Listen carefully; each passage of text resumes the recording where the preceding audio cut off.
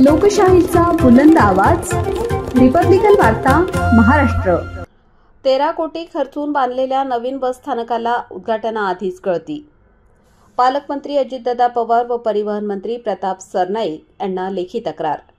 Doctor Ganesh Dhawale यांचा आंदोलनाचा इशारा। बातमी बीड येथून। तब्बल 13 कोटी रुपये खर्चून उभारण्यात आलेले बीडचे नवीन बस स्थानक उद्घाटनाआधीच गळतीला लागले असून प्रवाशांमध्ये संतापाची लाट उसळली आहे।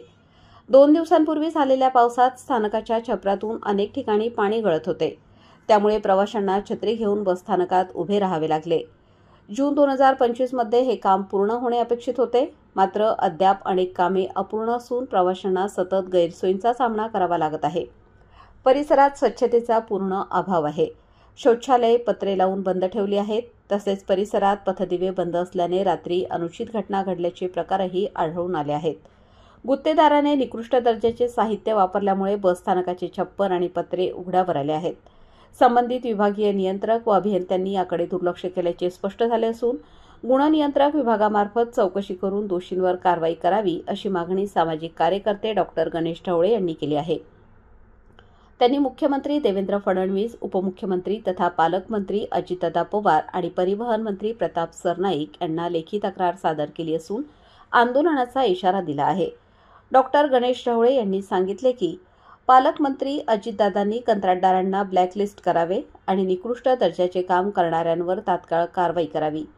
अजितदादा पवार यांनी यापूर्वीच बीड दौऱ्यात कामाचा दर्जा उत्कृष्ट नसेल तर दोषींना ब्लॅकलिस्ट करण्यात येईल असा इशारा दिला होता। मात्र एवढ्या कोटींच्या खर्चानंतरही बसस्थानकात उद्घाटनाआधीच गळती लागल्याने जनतेत नाराजीचे वातावरण निर्माण झाले आहे। दरम्यान बीडच्या मध्यवर्ती बसस्थानकासाठी 2 वेळा भूमिपूजन करून श्रेय घेणारे नेते मंडळी आता या निकृष्ट दर्जाच्या कामाबाबत गप्प बसल्याने नागरिकांमध्ये रोष निर्माण झाला आहे।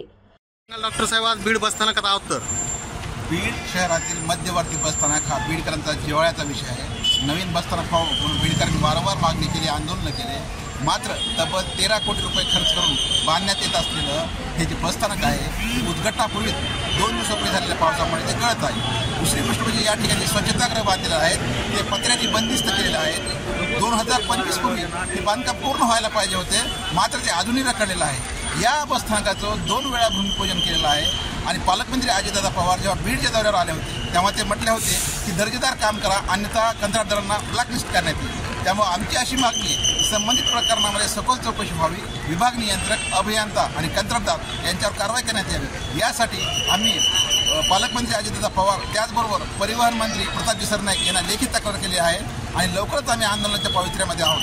दुसरी गोष्ट म्हणजे जे 2 वेळा भूमिपूजन करतात किंवा प्रसारमाध्यमामध्ये पत्रकामध्ये आमच्यामुळे बसस्थानक मंजूर झाला अशी प्रसिद्धी करतात ते नेते मात्र या निकृष्ट काम प्रकरणात मूग घेऊन गप्प आहे।